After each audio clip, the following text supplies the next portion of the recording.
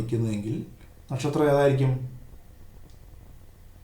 ഇവിടെ എഴുതിയേക്കുന്ന മൂന്നിൽ ഏതെങ്കിലും ഒന്നായിരിക്കും. അതായത് മകം, പൂരം, ഉത്രം.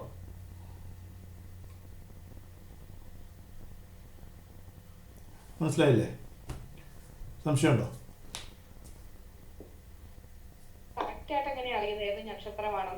അതിലേക്ക് വരിക. അതിലേക്ക് വരാം. ഇത് ഓക്കെ ആണോ? ഇത് ഓക്കെ ആണെങ്കിൽ അതിൽ അടുത്തതിലേക്ക് പോവാം. അതിൻ്റെ ഡീറ്റെയിലേക്ക് പോവാം. വളരെ സിമ്പിളാണ്. കാര്യം ഇത് ചന്ദ്രൻ നമ്മുടെ ഗ്രഹനില ആദ്യം റെഡിയാക്കുക. ഗ്രഹനില റെഡിയാക്കി കഴിയുമ്പോൾ ചന്ദ്രൻ എവിടെ നിൽക്കുന്നു എന്ന് നമുക്ക് അതിനകത്ത് മനസ്സിലാക്കിയെടുക്കാം. അല്ലെങ്കിൽ ഒരാളുടെ ജാതകം നമ്മുടെ കൈ കൊണ്ടെത്തുന്നാൽ ഈ ഗ്രഹനില മാത്രമേ ഉള്ളൂ, നക്ഷത്രം അറിയത്തില്ലെന്ന് പറയുകയാണെങ്കിൽ എന്ത് ചെയ്യാം? നമുക്ക് ആ ചാർട്ട് എടുത്ത് നോക്കിയിട്ട് ചന്ദ്രൻ എവിടെ നിൽക്കുന്നു എന്ന് നോക്കാം. അപ്പോൾ അതനുസരിച്ച് നമുക്ക് ഈ ചാർട്ട് ഉപയോഗിച്ച് ഏതൊക്കെ നക്ഷത്രങ്ങളാകാം, ഏതൊക്കെ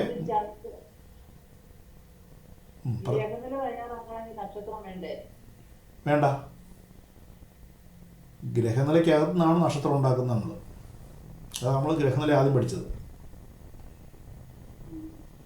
ഗ്രഹനില തയ്യാറാക്കുന്നത് എങ്ങനെയാണെന്ന് വെച്ച് കഴിഞ്ഞാൽ, നമ്മൾ ജനിച്ച സമയം പറയുമ്പോൾ ആ ജനിക്കുന്ന സമയത്ത് ഈ പറഞ്ഞ ഗ്രഹങ്ങളെല്ലാം, നവഗ്രഹങ്ങൾ എവിടെയൊക്കെ നിൽക്കുന്നു എന്നാണ് ഗ്രഹനില എന്ന് പറയുന്നത്. മനസ്സിലായോ? അപ്പോൾ അത് സാധാരണ ജാതകം എഴുതിയിട്ടുണ്ടാവും. ജാതകം അല്ലെങ്കിൽ പഞ്ചാംഗത്തിലുണ്ട്. നമ്മുടെ ചെറിയ പഞ്ചാംഗമുണ്ട്, വലിയ പഞ്ചാംഗമുണ്ട്. നമ്മൾ ചെറിയ പഞ്ചാംഗം വീടുകളിലൊക്കെ ഉണ്ടാവും. അതുകൂടാതെ കട്ടിയുള്ളൊരു പുസ്തകമുണ്ട്. സാധാരണ ജ്യോതിഷന്മാരൊക്കെ ഉപയോഗിക്കുന്ന കട്ടിയുള്ളൊരു പഞ്ചാംഗമുണ്ട്. ആ പഞ്ചാംഗം എടുത്ത് നോക്കി കഴിയുമ്പോൾ ഇന്ന ദിവസം ഓരോ ഗ്രഹവും എവിടാണ് നിൽക്കുന്നത്, ഇന്ന സമയത്ത് എവിടാണ് നിൽക്കുന്നത് എന്ന് അതിൻ്റെ അകത്ത് അടയാളപ്പെടുത്തിയിട്ടുണ്ടാവും. അത് വെച്ച് ജ്യോതിഷൻ ഈ ചാർട്ട് ഉണ്ടാക്കും ആദ്യം.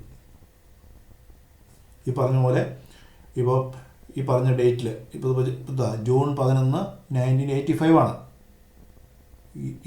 ഈ ഡേറ്റ് വെച്ച് ഒരു ജ്യോതിഷത്തിൻ്റെ അടുത്ത് ചെല്ലുമ്പോൾ അതിൻ്റെ അത് ടൈമും ഉണ്ട്, ഡേറ്റും ഉണ്ട്. ആ ബുക്ക് നോക്കിയിട്ട് ഈ നവഗ്രഹങ്ങൾ എങ്ങനെയാണ് എവിടെയാണ് നിൽക്കുന്നതെന്ന് എല്ലാം ഇങ്ങനെ എഴുതി ഉണ്ടാക്കും ആ ബുക്ക് നോക്കി. അതിനുശേഷം എന്ത് ചെയ്യും? ഈ പടം വരച്ചിട്ട് ഈ 12 ചതുരം വെച്ചിട്ട് ആ ഡിഗ്രി വെച്ച് ഓരോ ഗ്രഹങ്ങൾ എവിടെയാണ് നിൽക്കുന്നതെന്ന് എഴുതും ഇതുപോലെ. അപ്പോൾ ഗ്രഹനിലയായി. അതിനുശേഷം നാള് കണ്ടുപിടിക്കുന്നതിന് വേണ്ടി ചന്ദ്രൻ്റെ രാശി നോക്കും.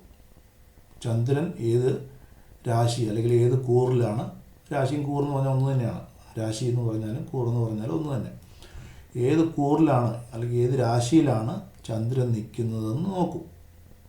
അപ്പോൾ അതിനുശേഷം ഈ ചാർട്ട് വെച്ച് എന്തു ചെയ്യാം? ചന്ദ്രൻ നിൽക്കുന്നത് ഉദാഹരണത്തിന് ഇപ്പോൾ മീനത്തിലാണ് നമ്മളിവിടെ കണ്ടത്. മീനത്തിലാണെങ്കിൽ നക്ഷത്രം ഏതൊക്കെയാകാം?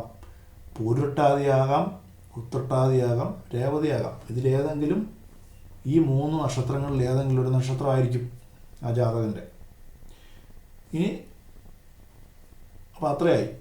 അപ്പോൾ ഗ്രഹനില കണ്ടുപിടിച്ചു. അതിൻ്റെ അകത്ത് ചന്ദ്രൻ അവിടെ നോക്കി. ചന്ദ്രൻ ഇന്ന കൂറിൽ അല്ലെങ്കിൽ ഇന്ന രാശിയിലാണെങ്കിൽ ഏതൊക്കെ നക്ഷത്രങ്ങളാകാനുള്ള സാധ്യതയുണ്ട്. അപ്പോൾ 3 എണ്ണം കിട്ടി. ഇനി ആ 3-ൽ ഏതാണെന്ന് നമ്മൾ ഉറപ്പിക്കണം. അതിനുശേഷം പിന്നെന്ത് ചെയ്യണം? ആ 3-ൻ്റെ അകത്ത് നക്ഷത്രത്തിൽ ഒരെണ്ണം കിട്ടിക്കഴിഞ്ഞാൽ, ഉദാഹരണത്തിന് ഇവിടെ ഉത്രട്ടാതി എന്ന് കിട്ടിയാൽ ഉത്രട്ടാതി എത്രാമത്തെ പാദമാണെന്നും കണ്ടുപിടിക്കണം. അതാണ് പറഞ്ഞത്, ആദ്യം പറഞ്ഞില്ലേ. ഉത്രട്ടാതി തന്നെ ഓരോ നക്ഷത്രത്തിനും 4 പാദങ്ങളുണ്ട്. ഓരോ നക്ഷത്രത്തിനും 4 പാദങ്ങളുണ്ട്. അതായത് ഈ ചന്ദ്രൻ നിൽക്കുന്നത് എവിടാണോ അതിൻ്റെ മാറ്റം ഉണ്ടാകാം. ചന്ദ്രൻ നിൽക്കുന്നത് അല്ലെങ്കിൽ ഒരു നക്ഷത്രം അല്ലെങ്കിൽ ഉത്രട്ടാതി നക്ഷത്രം എന്ന് പറയുന്നത് ആ രാശിയിൽ ഏകദേശം ഒരു 13 ഡിഗ്രിയോളം വരും. ആ 13 ഡിഗ്രിയിൽ എവിടെയാണ് നിൽക്കുന്നത്? ആദ്യത്തെ ഭാഗത്താണ്. ആ 13 ഡിഗ്രിയെ 3 ആയിട്ട് ഡിവൈഡ് ചെയ്തിട്ടുണ്ട്. 4ആയിട്ട് ഡിവൈഡ് ചെയ്തിട്ട് ആ 4ൽ എവിടെയാണ് നിൽക്കുന്നതെന്നും കൂടെ കണ്ടുപിടിക്കും. അങ്ങനെയാണ് പാദം കണ്ടുപിടിക്കുക. നമ്മൾ ഡീറ്റെയിൽ ആയിട്ട് വരുന്നുണ്ട്, വന്നില്ല. അപ്പോൾ ഇത്രയും മനസ്സിലായെന്ന് വിചാരിക്കുന്നു. ഈ പറഞ്ഞ ഏത് കൂറിലാണ് അല്ലെങ്കിൽ ഏത് രാശിയിലാണ് ചന്ദ്രൻ നിൽക്കുന്നത്, അപ്പോൾ ഏതൊക്കെ നക്ഷത്രങ്ങളാകാൻ സാധ്യതയുണ്ട് എന്ന് മനസ്സിലായിട്ടുണ്ടല്ലോ. ഇനി നമ്മൾ അടുത്തതിലേക്ക് പോകാം. ഇതിൻ്റെ അകത്ത് ഏത് നക്ഷത്രമാണ് എന്ന് നമുക്ക് കൺഫേം ചെയ്യണം. അതിലേക്ക് നമുക്ക് പോവാം.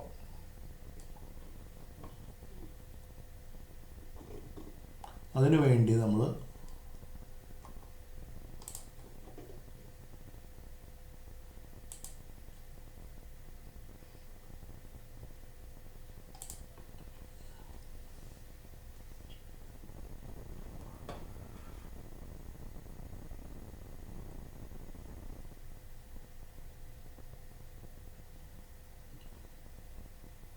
അതിനുവേണ്ടി നമ്മൾ ഈ ലാസ്റ്റത്തെ ആദ്യം നോക്കുക. നക്ഷത്രപാദം എന്ന് പറയുന്നത് എന്താണ്? പാദത്തിലേക്ക് വരുമ്പം പാദം നമുക്ക് കൺസിഡർ ചെയ്യാൻ മുമ്പായിട്ട് നമുക്ക് ഈ ലാസ്റ്റ് തുടങ്ങാം. ലാസ്റ്റ് ചെയ്യേണ്ടത് അല്ലെങ്കിൽ ഇതിവിടെ തുടങ്ങാം. ഒരു രാശി എന്ന് പറയുന്നത് 30 ഡിഗ്രിയാണെന്ന് നമുക്കറിയാം, ഒരു സംശയമില്ല, നമ്മൾ പഠിച്ചതാണ്. ഒരു രാശി ഇപ്പം 30 ഡിഗ്രിയാണ്. അപ്പോൾ അതാണ് നമ്മളിവിടെ ആദ്യം ഈ കണ്ട ഇമേജിൻ്റെ അകത്ത്. അപ്പോൾ ആദ്യം നമ്മൾ മേടൻ രാശി ഇവിടുന്ന് 0 തുടങ്ങി 30 ഡിഗ്രി വരെയാണ് എന്ത് ഒരു രാശി അല്ലെങ്കിൽ ഒരു കൂറ് എന്ന് പറയുന്നത്. 30 ഡിഗ്രി ഉണ്ട്. അത് തന്നെയാണ് ഇവിടെ പറയുന്നത്.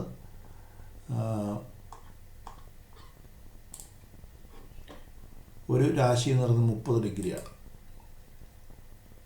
പിന്നീട് എന്ത് ചെയ്യാം, ഒരു രാശിയെ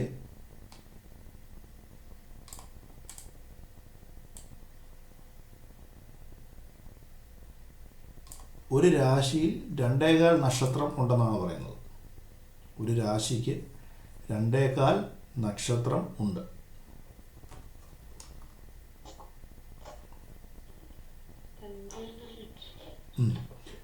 എന്ന് പറഞ്ഞാൽ ഒരു രാശിയെ 2.25 കൊണ്ട് ഡിവൈഡ് ചെയ്യാം. കാൽക്കുലേറ്റർ എടുക്കുക.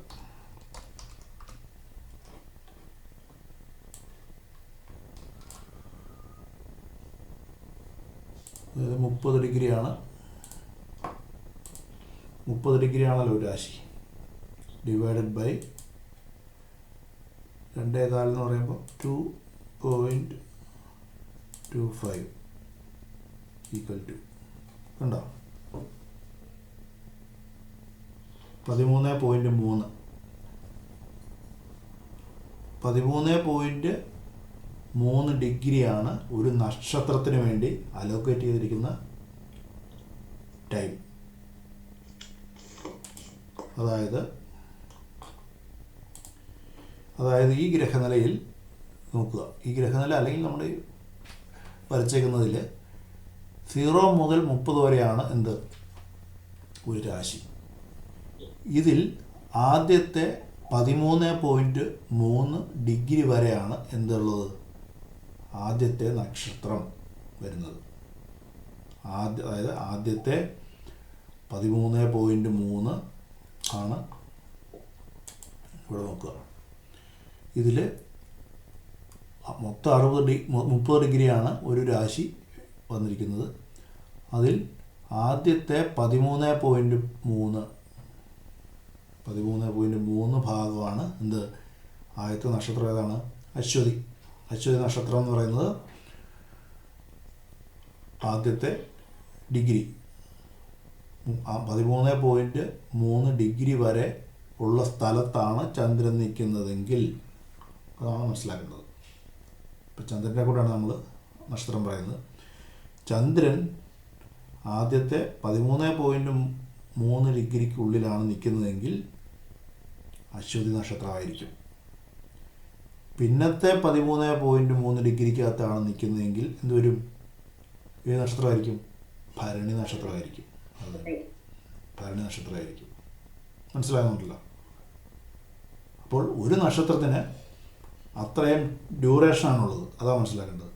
ഒരു നക്ഷത്രത്തിന് 13.3 ഡ്യൂറേഷനാണ് വന്നിരിക്കുന്നത് ഒരു രാശിക്കകത്ത്. അപ്പോൾ ആദ്യത്തെ 13.3 എന്ന് പറയുമ്പോൾ അത് അശ്വതി, പിന്നത്തെ 13.3 എന്ന് പറയുമ്പോഴത്തേക്കും എത്രയാണ്? ഭരണി. ആ പിന്നത്തെ 13.3 എന്ന് പറയുമ്പോഴത്തേക്കും ഇത് അത് തന്നെ, അത് ഇടവത്തിലേക്ക് പോയി അടുത്തതിലേക്ക് പോകും. മനസ്സിലായോ? അപ്പോൾ നമുക്ക് ഒന്നൊരു കാൽക്കുലേറ്റർ എടുത്തിട്ട് നമുക്ക് ഇതിൻ്റെ കൂടെ അപ്പോൾ 13.3 ഒരു നക്ഷത്രം. അത് നമുക്ക് ഇത് ചെയ്യാം. 13.3 ആദ്യത്തെ നക്ഷത്രം. രണ്ടാമത്തെ നക്ഷത്രം പറയുമ്പോൾ പിന്നെ 13.3 എത്രയായി? 26.6 രണ്ടാമത്തെ നക്ഷത്രം.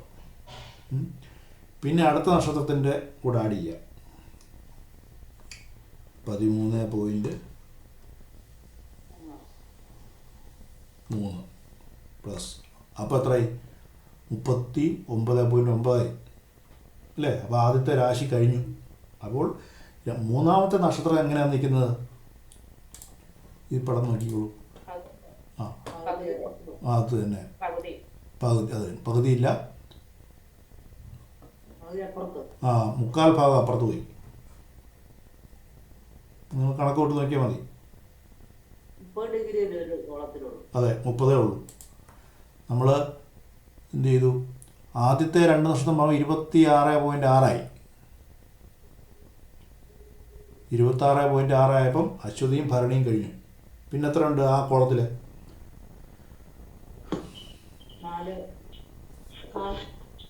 4.3 ഉള്ളൂ.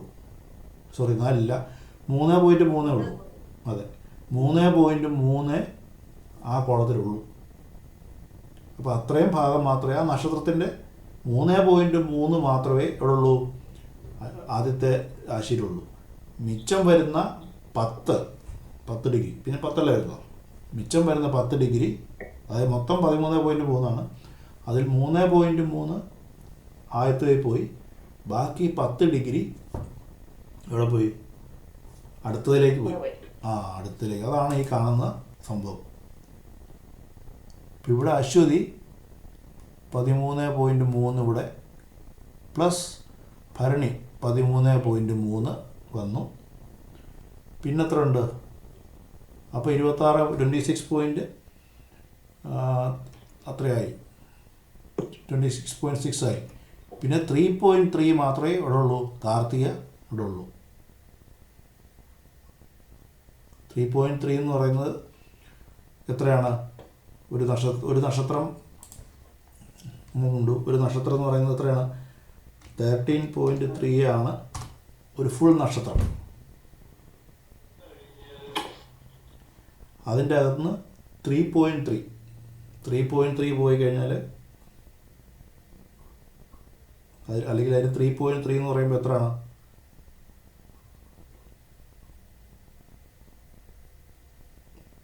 അല്ലെങ്കിൽ 13.3 കിട്ടാൻ വേണ്ടി 3.3 പ്ലസ് 3.3 പ്ലസ് 3.3 പ്ലസ് 3.3 13.2 റൗണ്ട് ചെയ്തായിരിക്കാം. അപ്പോൾ 13 അപ്പോൾ 4 ഭാഗങ്ങൾ കൂടി ചേർന്നെങ്കിൽ എന്താവുള്ളൂ? ഒരു നക്ഷത്രം ഉണ്ടാവുള്ളൂ. അപ്പോൾ 13.3 നമുക്ക് കിട്ടിയത് 3.3 അല്ലെങ്കിൽ ഇതിൻ്റെ 4-1 മാത്രമേ എന്തുള്ളൂ? ആദ്യത്തെ ഭാഗത്തുള്ളൂ. ബാക്കി